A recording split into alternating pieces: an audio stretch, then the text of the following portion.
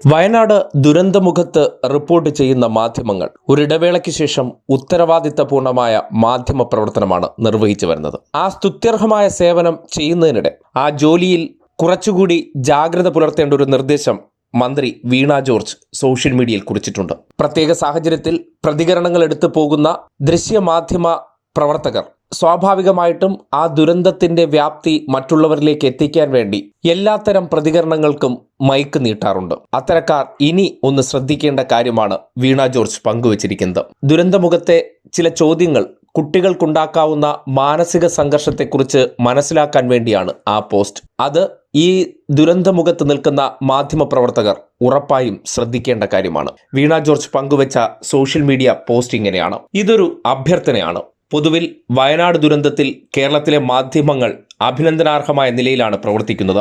അവർ ഈ ഒരു കാര്യം കൂടി ദയവായി പരിഗണിക്കുമല്ലോ.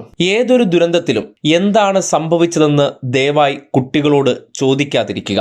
കുട്ടികളാണെങ്കിലും മുതിർന്നവരാണെങ്കിലും അവരുടെ മനസ്സിൽ ഈ ദുരന്തം വീണ്ടും ഉറപ്പിക്കുന്നതിനും ഭാവിയിൽ മാനസിക ബുദ്ധിമുട്ടുകൾ ഉണ്ടാക്കുന്നതിനും ഈ ആവർത്തനങ്ങൾ കാരണമായേക്കും. മരണമടഞ്ഞ കൂട്ടുകാരെക്കുറിച്ചോ വീട്ടുകാരെക്കുറിച്ചോ തകർന്ന സ്കൂളിനെക്കുറിച്ചോ കുട്ടികളെ കൊണ്ട് ദയവായി ഈ അവസരത്തിൽ പ്രതികരണം പറയിക്കാതിരിക്കുക.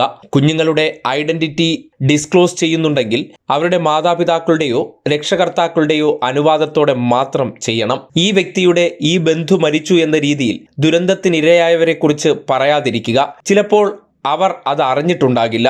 ഇങ്ങനെ അറിയുന്നത് അവരെ കൂടുതൽ സങ്കീർണാവസ്ഥകളിലേക്ക് എത്തിക്കും. ഇതാണ് മന്ത്രി സോഷ്യൽ മീഡിയയിൽ മാധ്യമപ്രവർത്തകരുടെ ശ്രദ്ധയ്ക്കായി പോസ്റ്റ് ചെയ്തിട്ടുള്ളത്. ദുരന്തത്തിലൂടെ ഉറ്റവരെയും ഉടയവരെയും നഷ്ടപ്പെട്ടവർ വല്ലാത്ത മാനസിക സംഘർഷാവസ്ഥയിലാണ്. ഇവരുടെ മാനസിക സമ്മർദ്ദം കുറയ്ക്കുന്നതിന് വേണ്ടി ആരോഗ്യവകുപ്പിന്റെ നേതൃത്വത്തിൽ മാനസിക കൗൺസിലർമാരെ നിയോഗിച്ച് ഇവർക്ക് കൗൺസിലിംഗ് നടത്തി വരുന്നുണ്ട്. ഈ ഒരു സന്ദർഭത്തിലാണ് കുട്ടികളുടെ ഇടയിലും മുതിർന്നവർക്കിടയിലേക്കും ഈ അപകടമുണ്ടാക്കിയ ഞെട്ടൽ അത് മാറാതെ തുടരുന്നുണ്ട് എന്ന് തിരിച്ചറിഞ്ഞതിന്റെ അടിസ്ഥാനത്തിലാണ് മന്ത്രി ഈ നിർദ്ദേശം വച്ചിരിക്കുന്നത്. ഇത് മാധ്യമപ്രവർത്തകർ ഉത്തരവാദിത്തപൂർവ്വം ചെയ്യണമെന്നും മന്ത്രി അഭ്യർത്ഥിക്കുന്നുണ്ട്.